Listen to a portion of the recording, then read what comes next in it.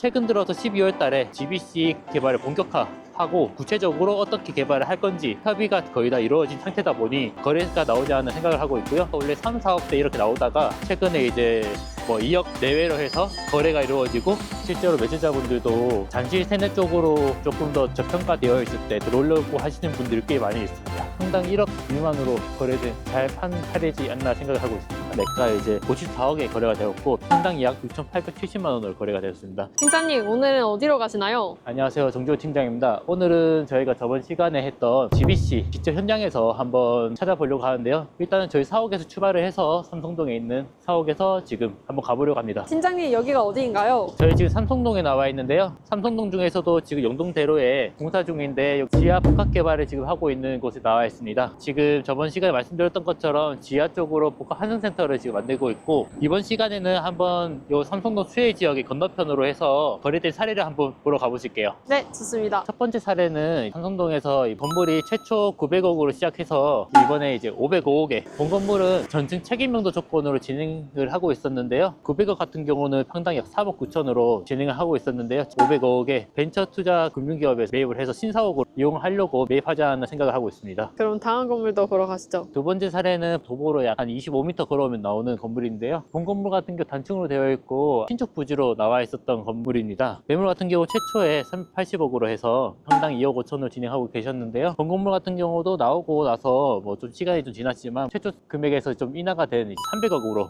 거래가 됐습니다. 평당 1억 9,800으로 해서 신축 부지로 나와 있던 땅이다 보니까 신축을 해서 들어가는 비용들이 좀 필요해서 조금 더 저렴한 금액으로 거래되지 않나 생각하고 있습니다. 세 번째 사례도 도착했고요. 본 건물 같은 경우는 원래 최초 235억으로 진행을 하고 있었는데요. 235억 같은 경우는 평당 2억 5천 에 진행을 하고 있었고, 마지막에 이제 190억으로 해서 거래가 됐습니다. 본 건물가 190억이면 평당 2억. 본 건물도 이제 전체 책임명도 조건이었다 보니까 사옥용도 아니면은 리모델링해서 다른 용도를 쓰지 않을까 생각을 하고 있습니다. 팀장님께서는 삼성동 투자에 대해서 어떻게 생각하시나요? 삼성동 매물들이 GBC 주변으로는 거의 다 평당 금액도 높을 뿐더러 대지 평수도 크다 보니까 거래가 좀 많이 어려웠어요. 호가들이 거의 3, 4억대를 부르는 경우도 많았었고, 건물들이 대부분 손을 봐야 되고 상권이라는 게 조금 없는 지역이다 보니까 투자를 했을 때 그 나오는 수익률 부분이 감당이 되지 않는 부분들이 컸는데, 최근 들어서 12월 달에 GBC 개발을 본격화하고 구체적으로 어떻게 개발을 할 건지 협의가 거의 다 이루어진 상태다 보니 거래가 나오지 않는 생각을 하고 있고요. 시세가 원래 3, 4억대 이렇게 나오다가 최근에 이제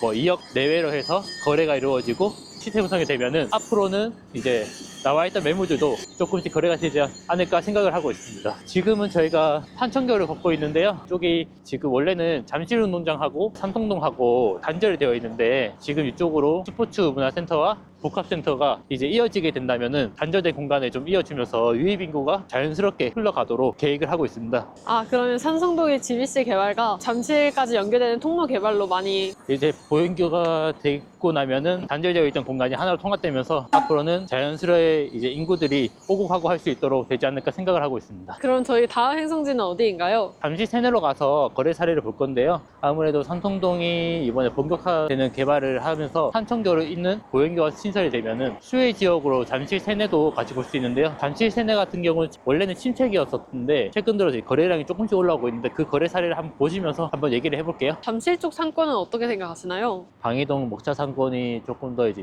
유동인구 많고 한데, 잠실 상권 같은 경우는 야구 경기가 끝나고 나면은 잠실 세내 그쪽 목자 상권을 많이 넘어가요. 그래서 경기 있는 날이면은 그쪽에 다들 유니폼을 입고 술도 많이 마시고 하거든요. 야구가 최근에 이제 유행을 더 하면서 이쪽으로 유동인구 좀 더 많아진 것 같아요. 그리고 삼성동 이번에 호재와 더불어서 교류 복합으로 이제 묶다 보니까 이쪽을 투자자분들도 많이 늘어나고 하다 보니 새롭게 이제 건물 리모델링 된 것도 좀 들어오고 하더라고요. 잠실도 마찬가지로 GBC 영향도 많이 받았네요. 네, 그렇죠. 실제로 매수자분들도 잠실 세내 쪽으로 조금 더 저평가되어 있을 때 들어오려고 하시는 분들이 꽤 많이 있습니다. 다만 아직은 평당가 시세가 조금은 왔다 갔다 하는 부분들이 있다 보니 그 부분을 조금 더 유념을 해서 이제 투자를 좀 해야 될 것 같아요. 이번 거래 사례는 본 건물이고요. 25년도 12월에 거래가 됐고요. 94억 5천에 거래가 됐고 평당 9,500만 원에 거래가 됐습니다. 먹자 상권으로 들어오면 바로 이면에 위치해 있는 건물이고요. 아무래도 용적률 부분도 좀 준수하게 받은 건물이고 하다 보니까 평당 1억 미만으로 거래된 잘 판 사례지 않나 생각을 하고 있습니다. 본 건물 같은 경우는 25년 11월 달에 거래된 사례고요.